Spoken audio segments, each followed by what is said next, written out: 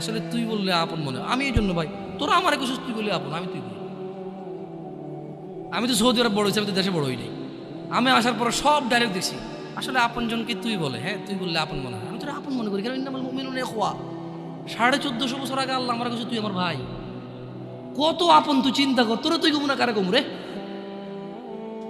ভাই আমার। তুই আমার আচরণে যাইস না, হ্যাঁ তুই আমার কত পুরনো ভাই তুই জানিস।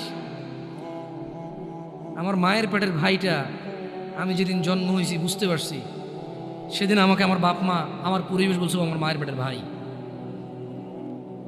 কিন্তু অ্যাজ এ মুসলিম তুই আমার ভাই। 1450 বছর আগে এটা ঘোষণা হয়ে গেছে পৃথিবীতে।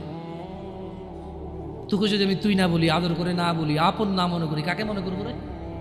তুই তো আমার তুই তো আমার আপন। এমন করিস না ভাই আমার।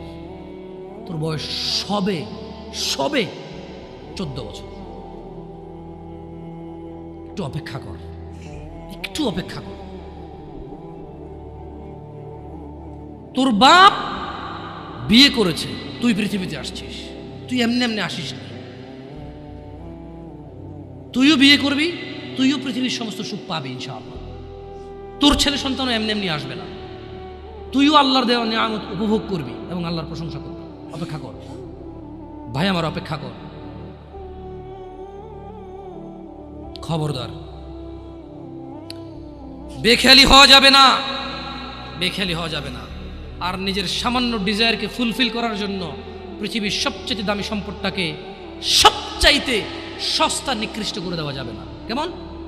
বিয়ের পূর্বে কোনো মেয়ের গায়ে হাত দিবি না ভাই আমার, খবরদার। বিয়ের পূর্বে কোনো মেয়ের সাথে কথা বলবি না, খবরদার। তোর যোগ্যতা নেই ওর সাথে কথা বলার। তুই কে রে? বামন হয়ে চাঁদের দিকে হাত বাড়াবি না। আমার বোনরা চাঁদ। ওয়াল্লাহি যেদিন ইসলামী শাসন আসবে, যেদিন ইমাম মেহেদী আসবে, যেদিন ঈসা আলাইহিস সালাম আবার আসবে, ওনার বন্ধের উপর যারা হাত দেবে উনি হাত কেটে ফেলবে। তুই বামন হয়ে চাঁদের দিকে হাত বাড়াইস না। আমার বোনরা চাঁদ। ইসলাম মেয়েদেরকে চাঁদ বলেছে আর তোকে বামন বলেছে বেটা। তুই বেটা ছেঁড়া খাতা শুয়ে লাখ টাকার স্বপ্ন দেখিস, বিয়ের আগে মেয়ের গায়ে হাত দিস। তোর সাহস কত? তোর সাহস কত? তুই জানিস না মুহাম্মদ সাল্লাল্লাহু আলাইহি সাল্লাম বলছে নেক স্ত্রী দুনিয়াতে যা আছে ওর চেয়ে বেশি উত্তম। তুই কি করে ওর গায়ে হাত দিস বিয়ের আগে? তোর সেই যোগ্যতা আছে বল? তোকে আল্লাহ জাহান্নামে ফেলবে, তোকে আল্লাহ জ্বলন্ত আগুনে নিক্ষিপ্ত করবে, তোর শরীর পচবে, তোর শরীরের গন্ধে জাহান্নামীরা থাকতে পারবে না। তোকে আল্লাহ এত নিকৃষ্ট শাস্তি দেবে কেন? কারণ তুই এত বড় জঘন্য কাজে লিপ্ত হয়েছিস।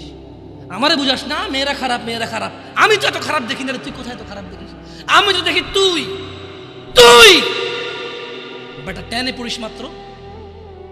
তোকে আমি ছোট করে দেখছি না বেটা।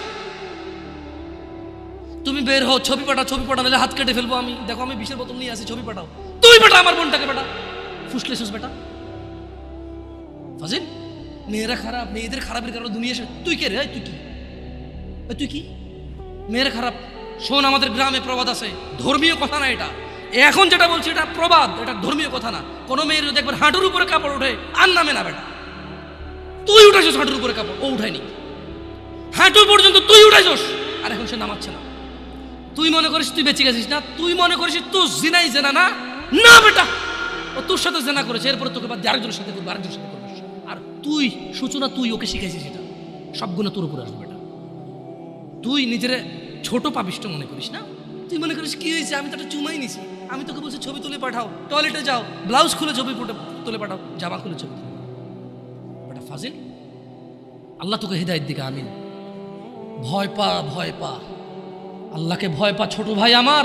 সবাই বুড়া হয়ে মরে না, বহু মানুষ যৌবন্ত অবস্থায় মরে যায়। ছোট ভাই আমার, তোর ঘরেও বোন আছে, ভয় পা, আল্লাহকে ভয় পা। তুই এত বড় অপরাধে লিপ্ত হইস না।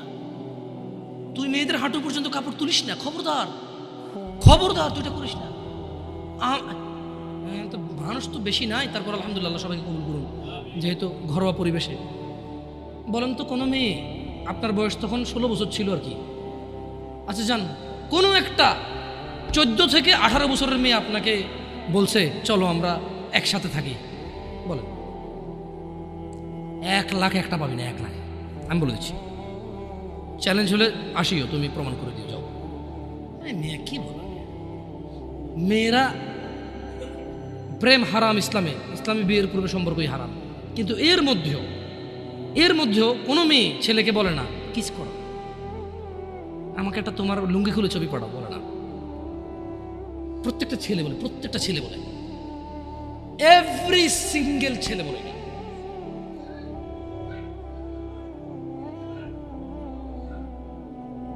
কিস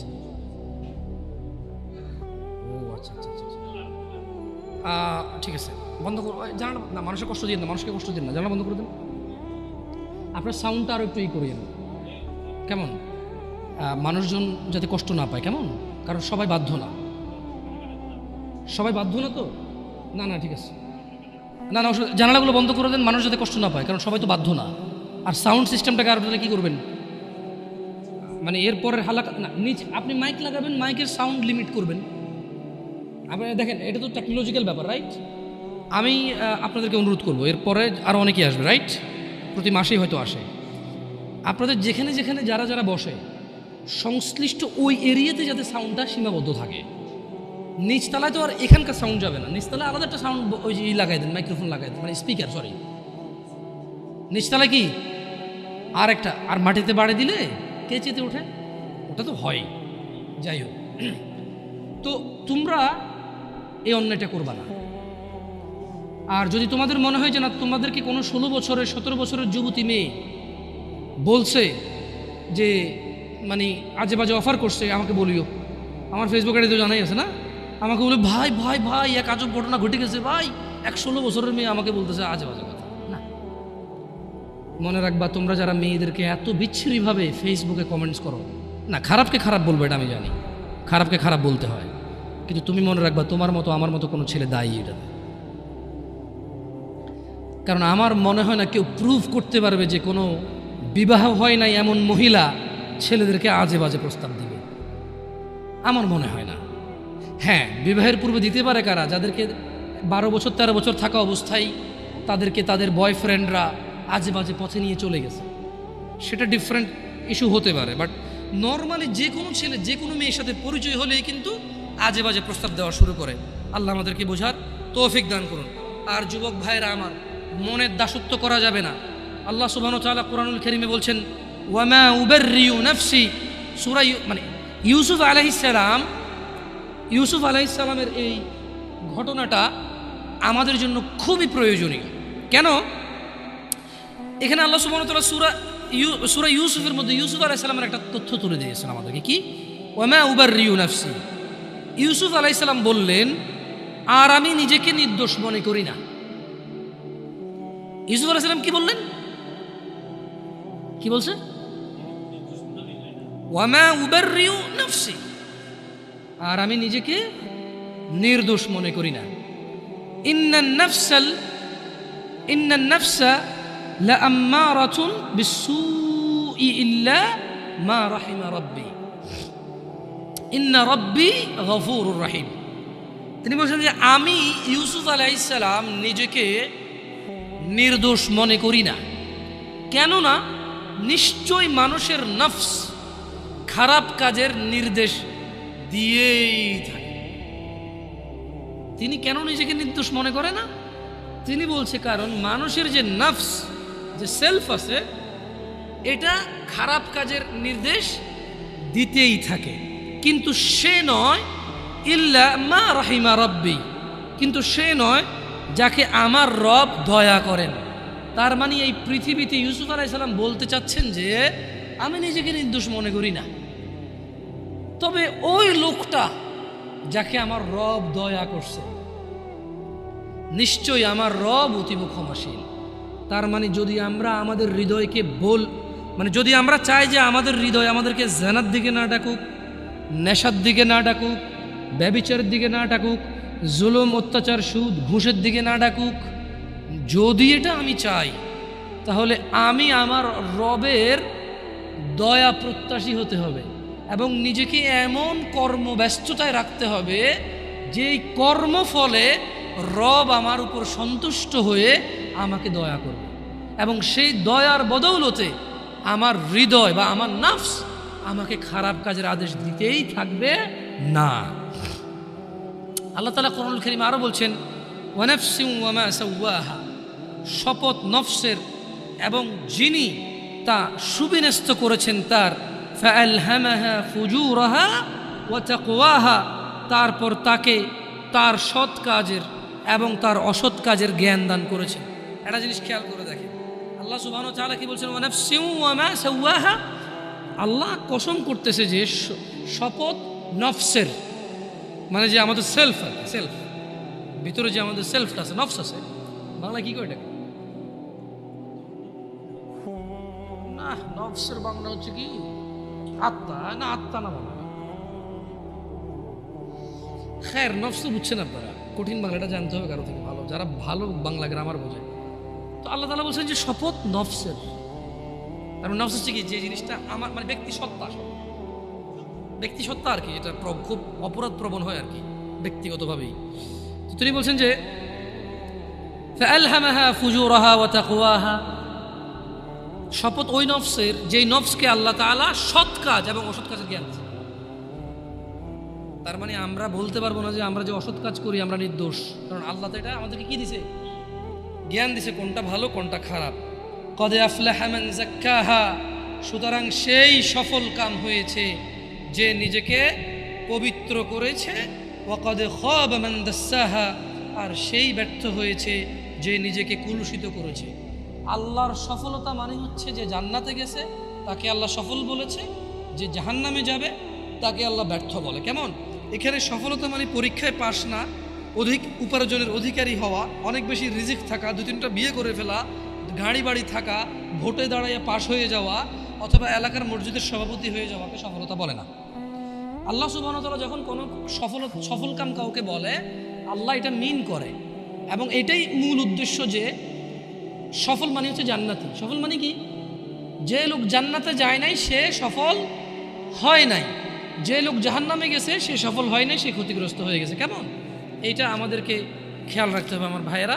আমাদের নফসের প্রতি আমাদের দুর্বলতা থাকবে, এটা ন্যাচারাল বিষয়।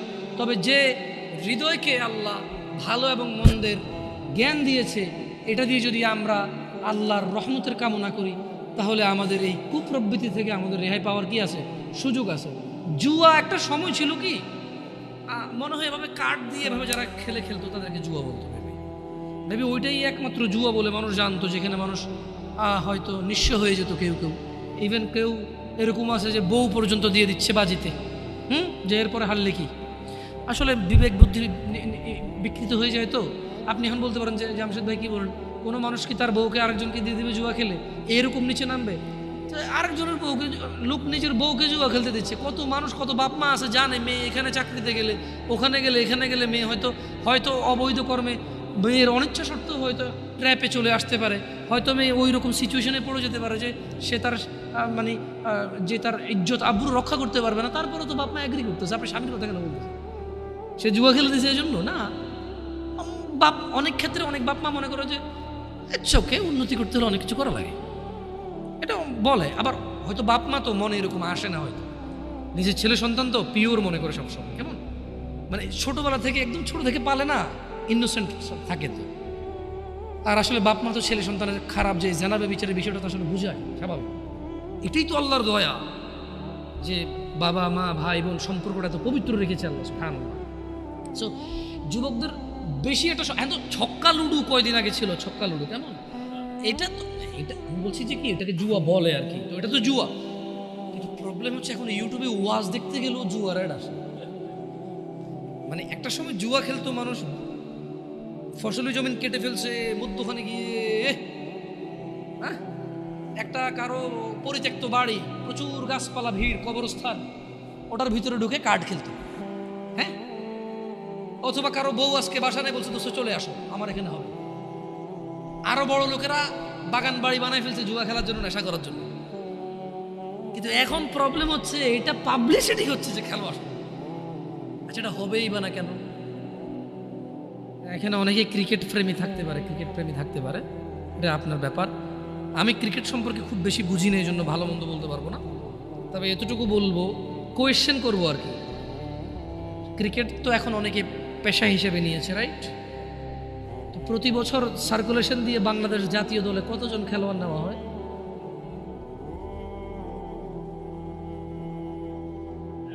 100 মনে হয় না। 100 খেলোয়াড় তো নিয়োগ হয় না, 16 কোটি মানুষ কিন্তু উদ্বুদ্ধ হয়ে খেলাতে। অমুকে গাড়ি করে ফেলছে ক্রিকেট খেলে, তমুকে বাড়ি করে ফেলছে ক্রিকেট খেলে, অমুককে সারা দেশে চিনে গেছে, অমুক সেলিব্রিটি হয়ে গেছে, রাইট? তো একটা দেশের যারা দেশের অর্থনীতি নিয়ে কাজ করে, আমি জানি না ওনারা কি চিন্তা করে আল্লাহু আলাম, হয়তো তাদের চিন্তা আরও বেটার, হয়তো আমার অল্প জ্ঞানে বুঝে আসে না আর কি, তাই আমি ওনাদের দোষ ধরবো না। তবে আমার অবুঝ মনে প্রশ্ন জাগে, 50 জন মানুষ নিয়োগ হয় না একটা চাকরিতে, পুরো বছরে 365 দিনে 50 জন মানুষ চাকরি করার সুযোগ নাই, কিন্তু পুরো রাষ্ট্রের মানুষ এটাতে পরিশ্রম করে, শেখে। আর তুমি বলবো যে ভাই খেলাধুলা এটা আসলে মনকে তৃপ্তি দেয়, এটা যদি শুধুই এক্সারসাইজ আর টাইম পাস হইতো তাহলে এত সিরিয়াসলি কেন পোলাপানি স্কুল কামাই করে এটা খেলে? যদি এটা শুধুই টাইম পাস আর এনজয় হইতো তাহলে আরো এই যে বাজিটা যেগুলো কেন হবে? আর নতুন করে তো এগুলোও দেখি, হাতের মধ্যে রবার নেয় দুই বন্ধু, মুখের মধ্যে বাঁশি ঢুকাই দেয়, এইভাবে রবার টান দিয়ে আমার বাঁশি বাজলে হেরে গেছে, দেখছো? ওইটাও খেলা, কিন্তু তো খেলা তো বহু। আমরা ক্রিকেট খেলাকে যখন আমরা অত প্রমোট করি না, বা ক্রিকেট না যত খেলা যেটা 10-12 জনে খেলে, এদের এক্সারসাইজ হয়, বাকিরা শুধু ঘন্টার পর ঘন্টা ওয়েস্ট হচ্ছে। এটাই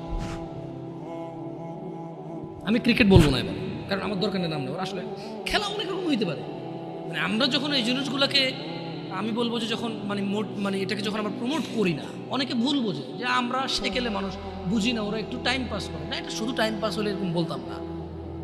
আমাদের আপত্তি লাগে কোন জায়গাগুলোতে, যখন 11 জন বা 20 জন 22 জনে খেলে, 11 কোটি 20 কোটি মানুষ পুরো পৃথিবীতে যখন ইন্টারন্যাশনাল ভাবে হয়, তখন বিলিয়ন্স মানুষ যখন বসে বসে এটা 1 ঘন্টা দেখলে 1 বিলিয়ন ঘন্টা, 24 ঘন্টায় একদিন অফিসিয়াল ডিউটি মানুষের 8 ঘন্টা, তাহলে কত লক্ষ কোটি শ্রমবাজার নষ্ট হয়েছে।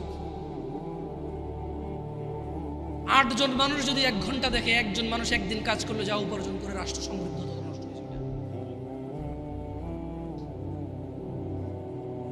এখন বলবো তাহলে কি লাইফে কি কোনো এনজয় থাকবে না? না, খেলা বহু আছে যেটা শরীরের এক্সারসাইজ হয়, এবং যারা খেলে তারা নিজের খেলা নিয়েই, বাই ব্যাটিং আমার, বাই বোলিং আমার, এরকম লাগে যায় না, ওটা দেখো খেলা।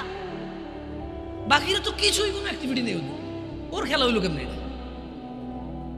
খেলা দেখাও খেলা নাই।